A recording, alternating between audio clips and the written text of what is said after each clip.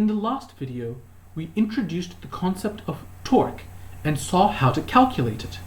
In this video, we will integrate the idea of torque with Newton's laws. The entire point of forces was given by Newton's first law. Unbalanced forces cause acceleration. The importance of torque is parallel to that of forces. If unbalanced forces cause acceleration, unbalanced torques cause angular acceleration.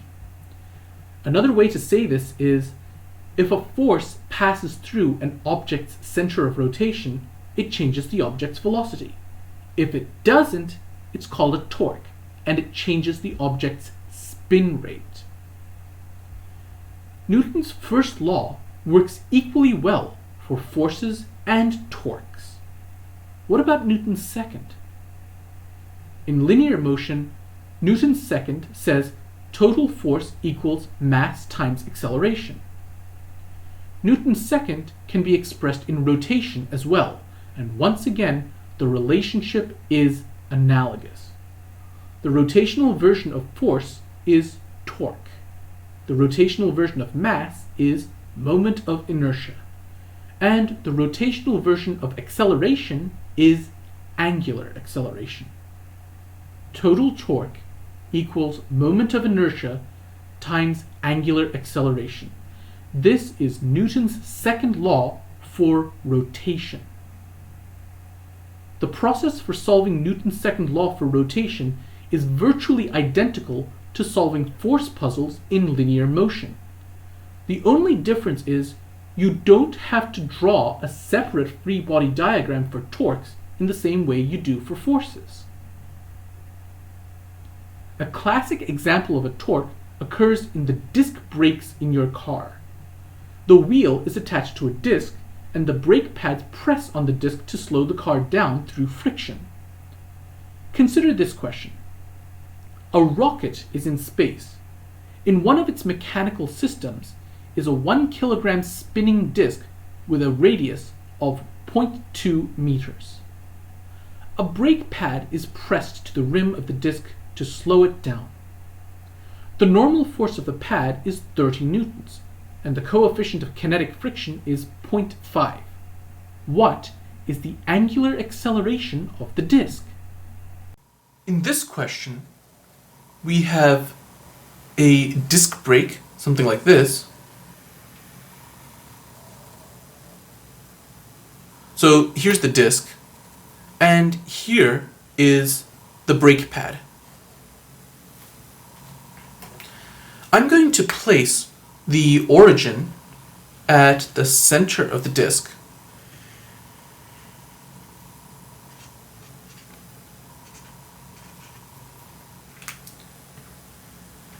I'll say, to keep it simple, that the disc was initially moving at some angular velocity, although this being a torque question, the angular velocity doesn't really come into it all that much.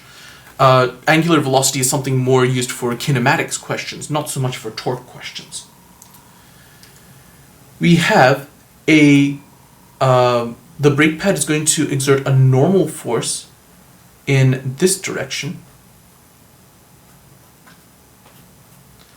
And that means that when it does so, the friction force is going to point in this direction.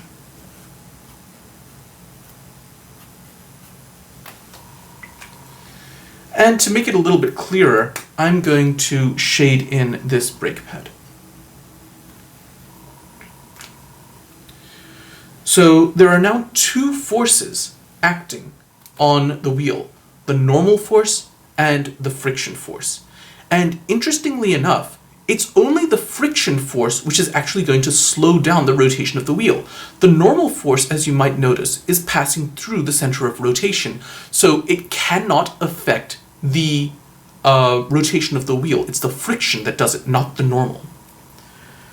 So let's start figuring out a couple of things in this case. We were told that the mass of this wheel was 1 kilogram. The radius of this wheel was 0.2 meters, and the normal force being applied was 30 newtons. Now, because we are talking about this rotating object, we are going to need its moment of inertia. And fortunately, because this is a disk, there's a very easy way to find the moment of inertia.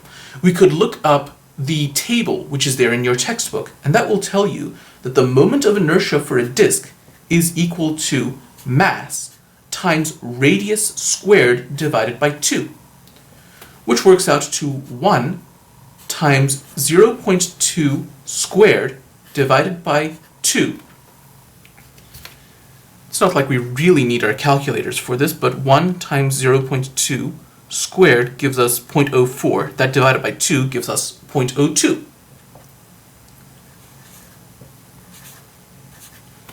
And this being moment of inertia, it is measured in kilograms meters squared. Now, the other thing that we were told is we were told the size of the normal force. And based on that, we need to find the size of the friction force. I actually forgot one last piece of information, which is that the coefficient of kinetic friction is 0.5. So, the size of the friction force is equal to mu sub k multiplied by the normal force.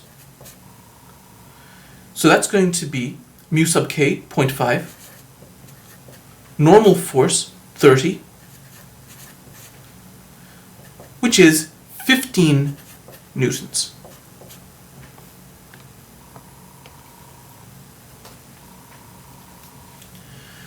Okay, so now we have the moment of inertia, we have the size of the force.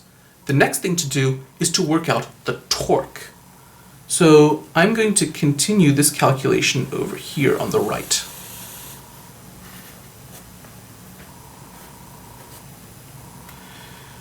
So the size of the torque caused by the friction force, again, the normal force passing through the center cannot exert a torque, is going to be given by the size of the lever arm multiplied by the size of the force that's causing the torque. In this case, that's the force of kinetic friction, multiplied by the sine of the angle between them.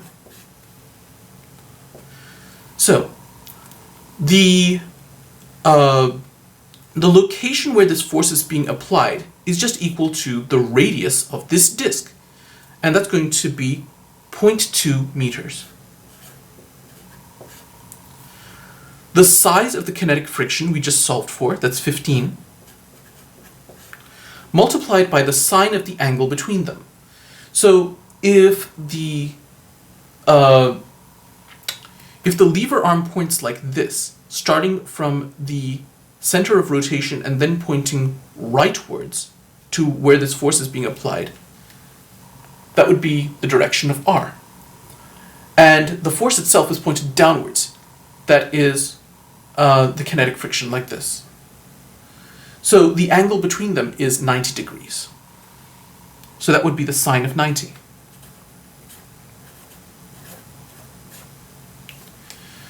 Simplifying all of this out, sine of 90 is 1. 0.2 times 15 gives us 3. So that is 3 newtons times meters.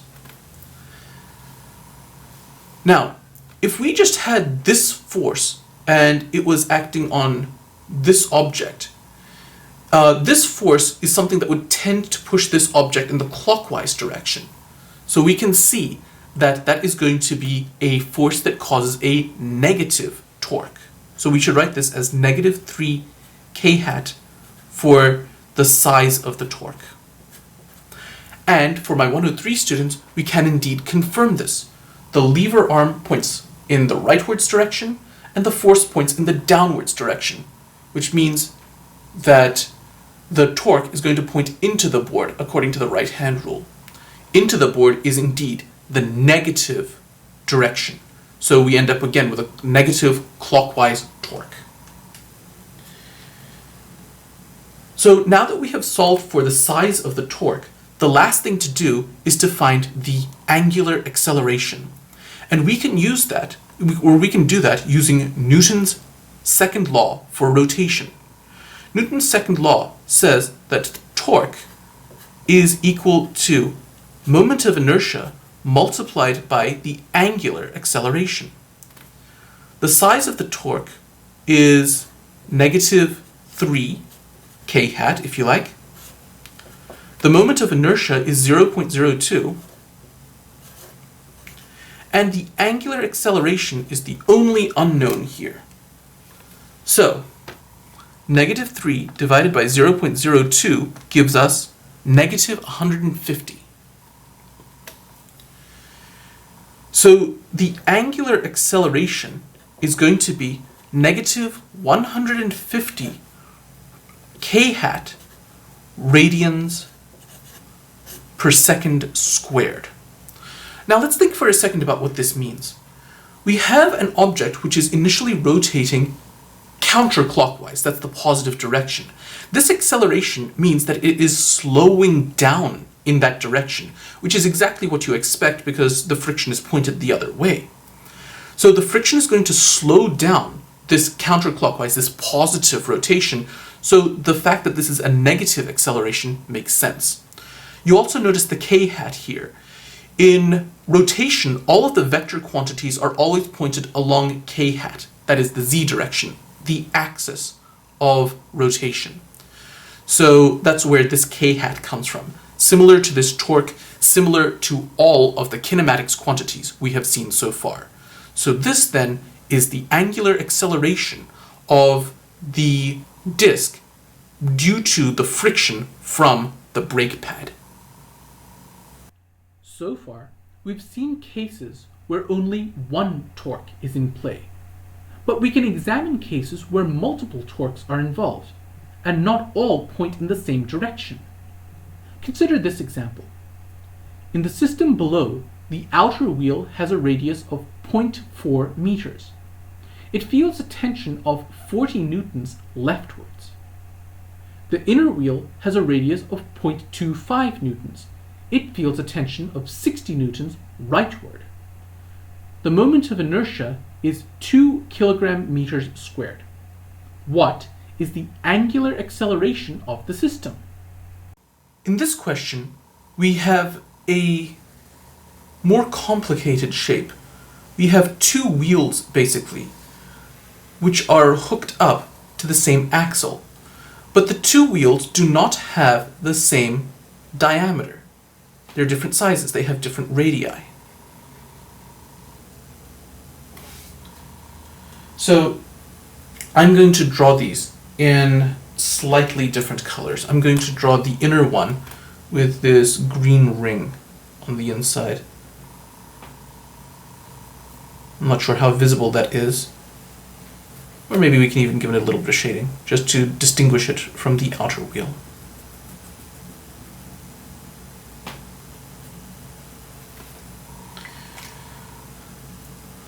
So let us say that we have two wheels over here.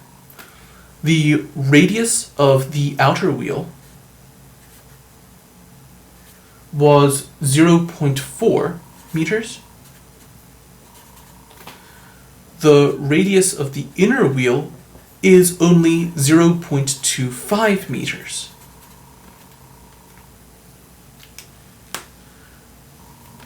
Now, there is a rope that is attached to the outer wheel, and there is a rope that is attached to the inner wheel, and they have tensions pointed in different directions. The outer wheel has a tension, let's call that TO,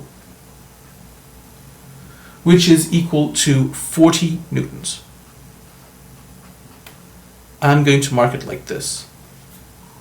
And for the inner wheel, the tension is 60 newtons.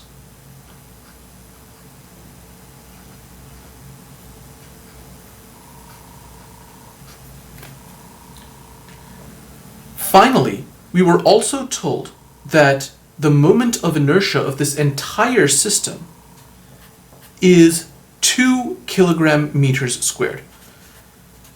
So that saves us a little bit of time. We don't need to calculate it for the two disks plus the axle. And we were being asked, what is the overall angular acceleration of this entire system? So let's go ahead and do that. First, we need to find the torques of these two forces. So the torque, let's start with the outer disk. The torque from the outer disk is given by the size of the lever arm, which in this case would be the radius of this disk, multiplied by the force which is being applied to it, which is the outer tension. And that gets multiplied by the sine of the angle between them. So that works out to, the lever arm over here is the distance from the center of rotation, and I just realized I really need to draw some axes over here. I was wondering why this was looking so barren.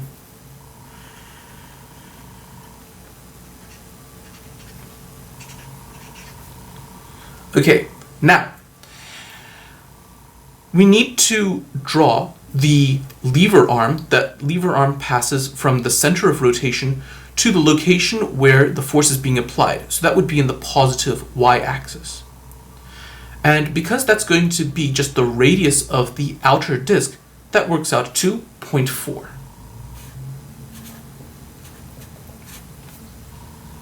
Times the tension is 40 newtons, times the sine of this angle here is 90 degrees, because the lever arm is in y, the tension is in x.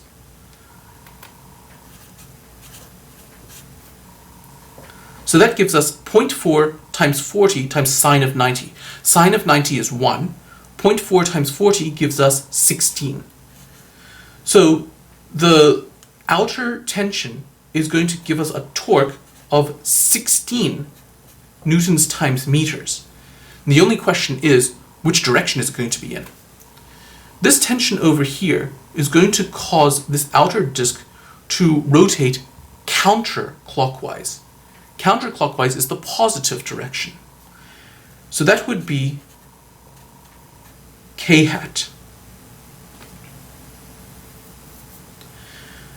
So we would write this, the outer tension, as being 16 k hat newtons times meters.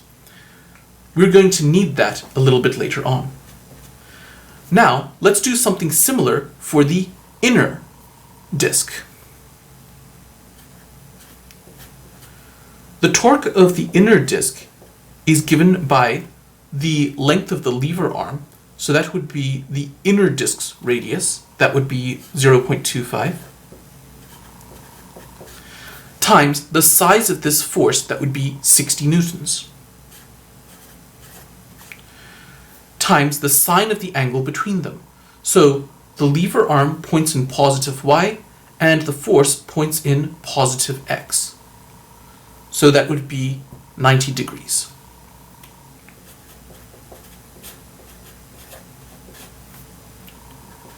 So that's 0.25 times 60 times sine of 90. Sine of 90 is 1. 0.25 times 60 is 15 newtons times meters.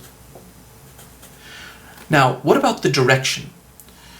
Well, this force is going to cause this inner disk, if you just had this in isolation, this would cause the inner disk to rotate clockwise.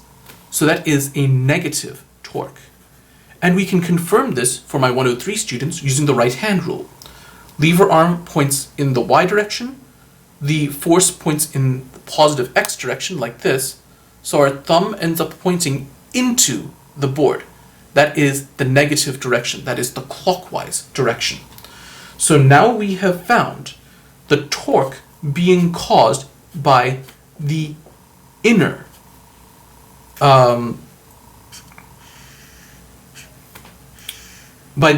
force, the torque which is caused by the tension on the inner disk. Now, the last thing is to solve for the total torque and therefore for the acceleration. Newton's second says that the total torque is equal to moment of inertia multiplied by acceleration. So total torque is going to be given to us by all of the torques that point counterclockwise, the positive ones, that's TO, minus all of the torques that point clockwise, that's TI. Or I should call them TAV O and TAV I because they're torques. And that's all equal to I times alpha. Now let's start plugging things in. TO is 16 minus TI, that would be the absolute value of negative 15, is equal to the moment of inertia is 2 times alpha. 16 minus 15, basically, equals 2 times alpha. 16 minus 15 is 1, is equal to 2 times alpha, and therefore alpha is equal to 1/2, 0.25 radians per second squared. So that means that even though these two forces are tending to rotate this in opposite directions, with the outer force tending to rotate it counterclockwise and the inner force tending to rotate this clockwise, we have ended up with a positive acceleration. And since we have a positive acceleration, that means that this system is overall rotating counterclockwise. It means that the tension from the outer force wins out, and this system slowly starts accelerating counterclockwise. And that's really interesting to see, because the inner tension was bigger than the outer tension was. The outer tension was smaller, but it was also much further away, and that's the reason why its torque wins out over the smaller torque caused by the bigger inner tension. The inner tension is bigger, but the torque from the outer tension is larger. My 101 students can stop here, but my 103 students should see one last example. Back in forces, we looked at pulley systems. Back then, we assumed the wheel was very light, so we could ignore its moment of inertia. Now, let's look at the same situation, but with a massive wheel. Consider this puzzle. A 1 kilogram object and a 2 kilogram object hang from a pulley. The wheel has a radius of 0.5 meters. The moment of inertia of the pulley is 3 kilogram meters squared. What is the acceleration of the two masses? In this question, we have a pulley wheel, which is very massive, and we have two objects that are hanging from it. A 2 kilogram object and a 1 kilogram object.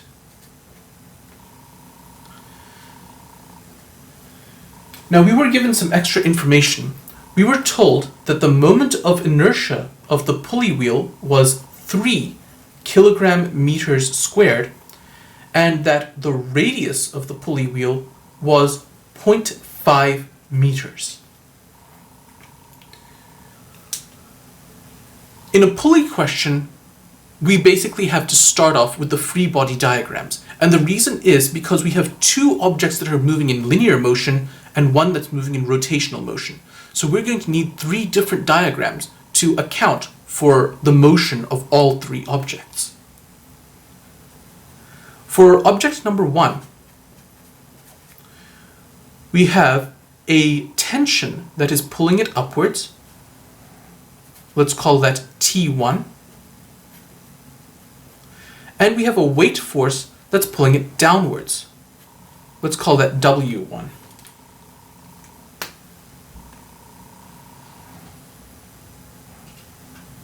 I'm going to set upwards as being my positive direction.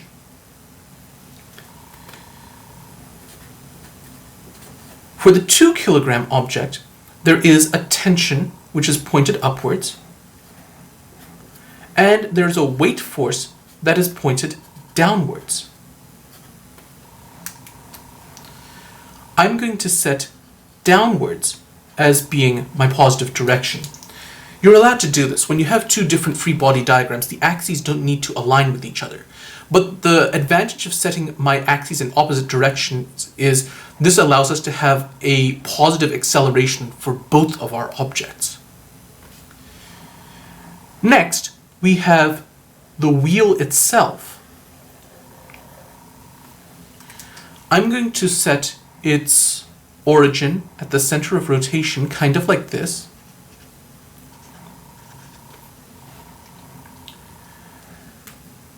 And we're also going to observe what are the forces, or more correctly, the torques acting on this wheel.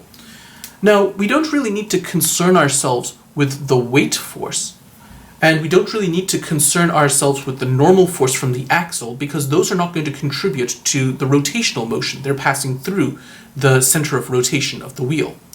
So, all that leaves are the tensions from the two ropes. This first rope is going to have a tension pointed up relative to the 1 kilogram, but from the perspective of the wheel, the tension is pointed down. Tension always points in the direction of the rope, and so that's why the tension points down for the wheel, but up for the 1 kilogram. So we have a downwards torque, which is being caused by T1 over here. Likewise, we're going to have a similar sort of effect on the 2 kilogram. The 2 kilogram object feels a tension up, but with respect to the wheel, there's a tension down.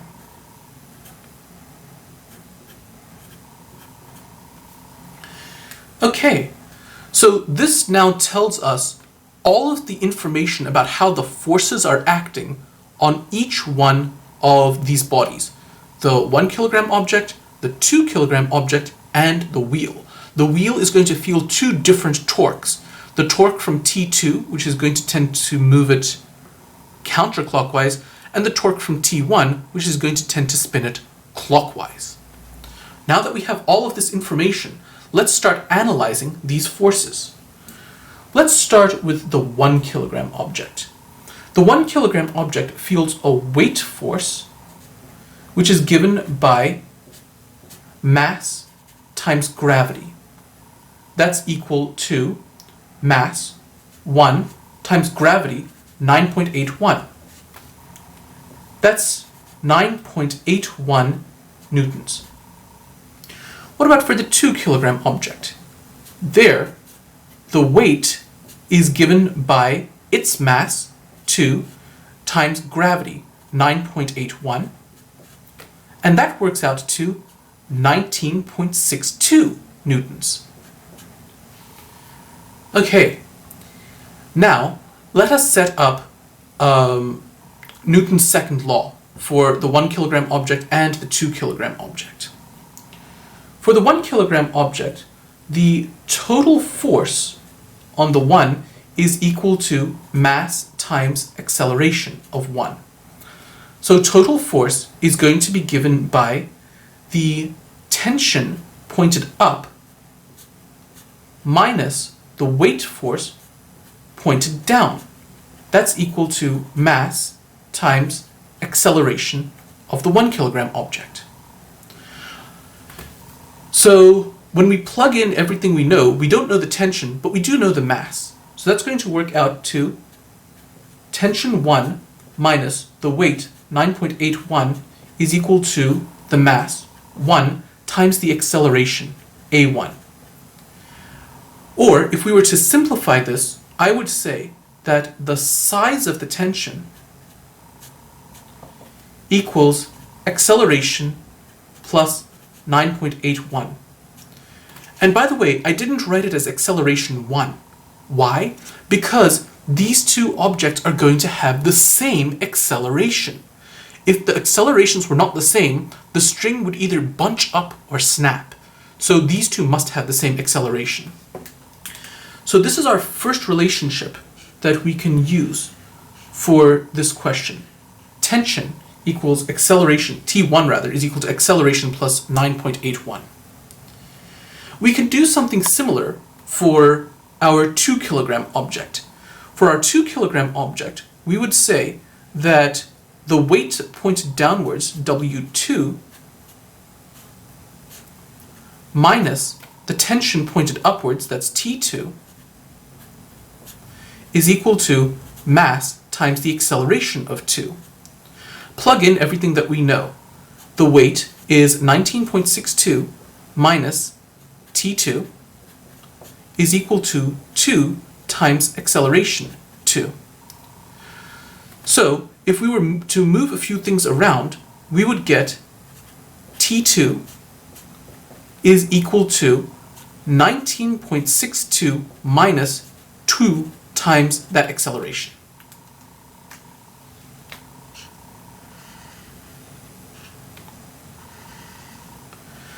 So that is our expression for the tension on the 2 kilogram object. The last thing to do is to figure out how big the torques are. Let's figure out the torque from the 1 kilogram object. The torque from any object is given by the radius multiplied by the size of the force, in this case that's tension 1, times the sine of the angle between them. So the radius, or rather the lever arm, is just going to be the radius of the disk. So that is from the center of rotation to the point where the tension is being applied. Again, that's radius, that's 0.5. The tension is unknown, but the angle between these is 90 degrees. The lever arm points like this, and the tension points downwards, so that's 90 degrees.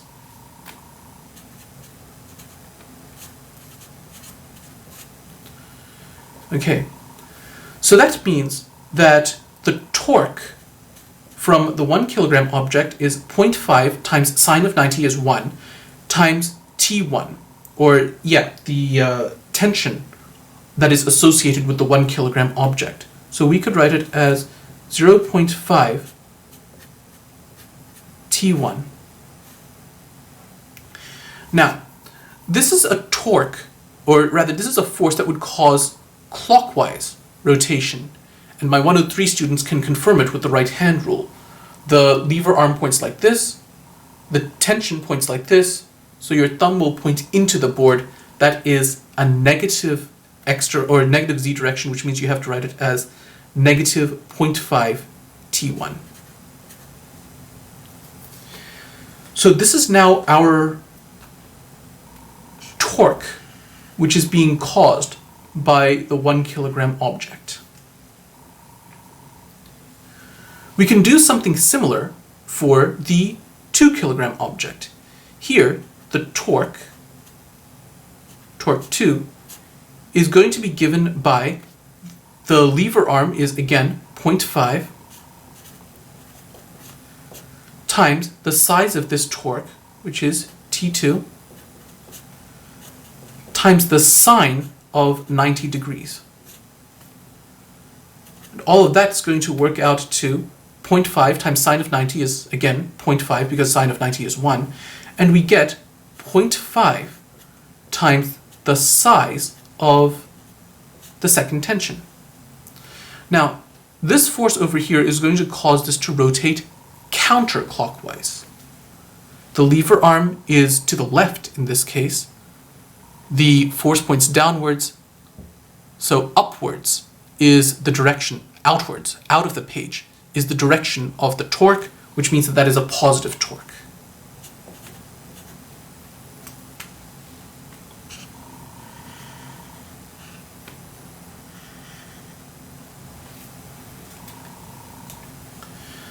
Okay, so now we have solved for a lot of information regarding the 1 kilogram object and the 2 kilogram object. The next thing to do is to start analyzing the disk. And I'm going to see if I can squeeze that in to the last column of this page.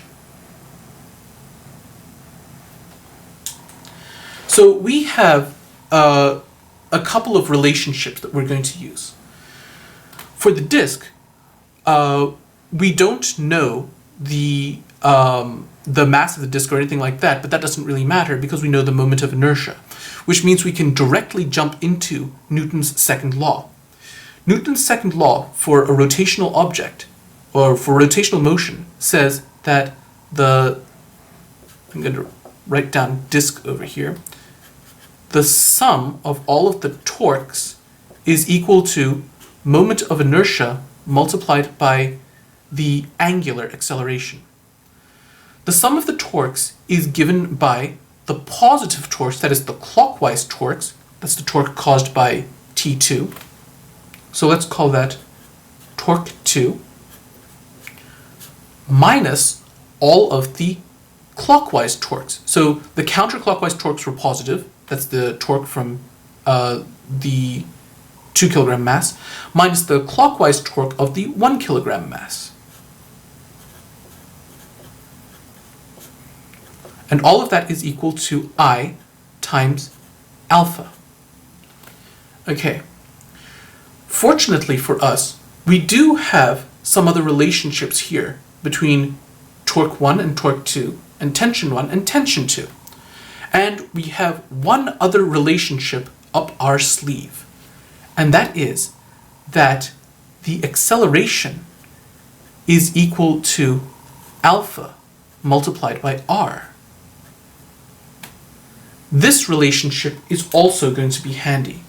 Indeed, I'm going to substitute this in right now. So let's plug in what we know. Torque 2 is 0.5 tension 2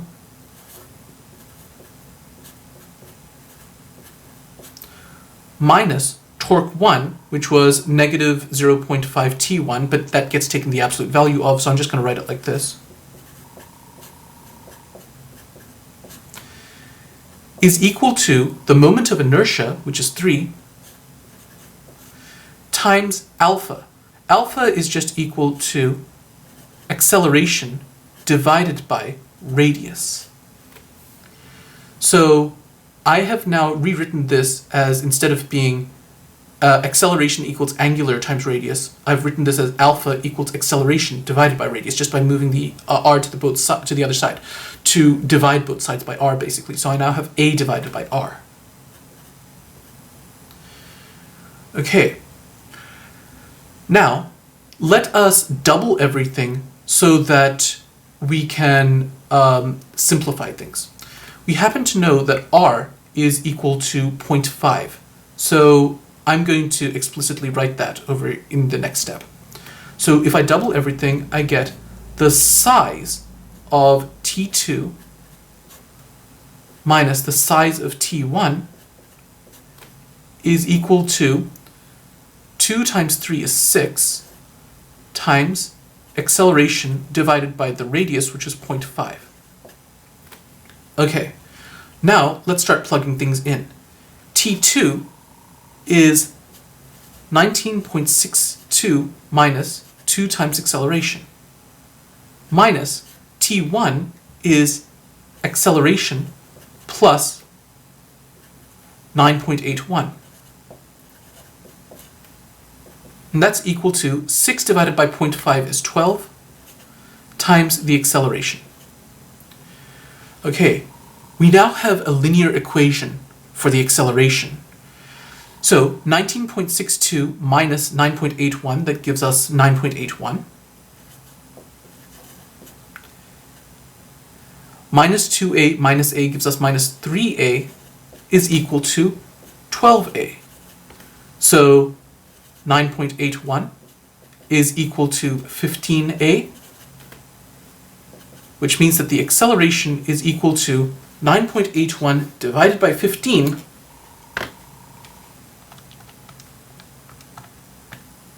which is 0.654.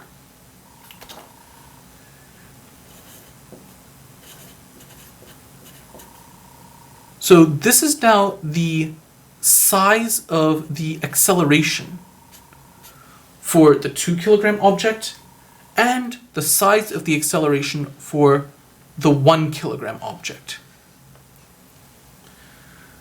And if we wanted to, we could divide it by the radius and we could find the angular acceleration of this disk. It'll wind up being just twice of that. So that's 0.138, or rather 1.38 radians per second squared. So, a pretty involved question here. What we had to do is we had to draw out the force balance for the 1 kilogram object and for the 2 kilogram object.